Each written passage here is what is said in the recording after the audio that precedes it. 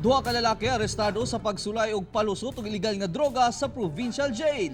Si Clyde makaska sa dugang detalye. Live, Clyde! Real gipalaman matod pa sa duha ka suspitsado ang shabu sapan nga ilang dala nga ilauntang ihatag ngadto sa ilang amigo. Daw nag-friendship goals karon ang tulo ka maghigala humandungan silang gipaslak sa prisuhan.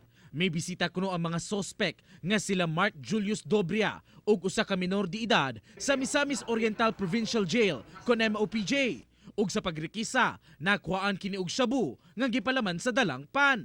Ang estimated na street value sa drugs nga nakuha sa ilaha mga 10,000 worth.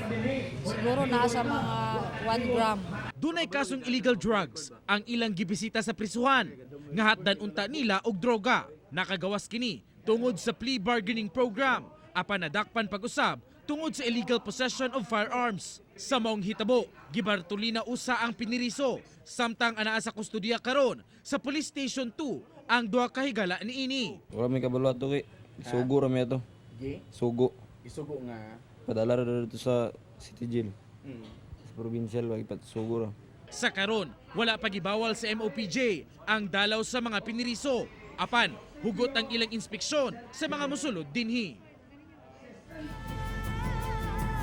Ginatunan pa karon sa kadagkuan sa MOPJ kung magpatuman ba sila og pagbawal sa mga bisita labi pa nga nagkaduol na karon ang Kapasko.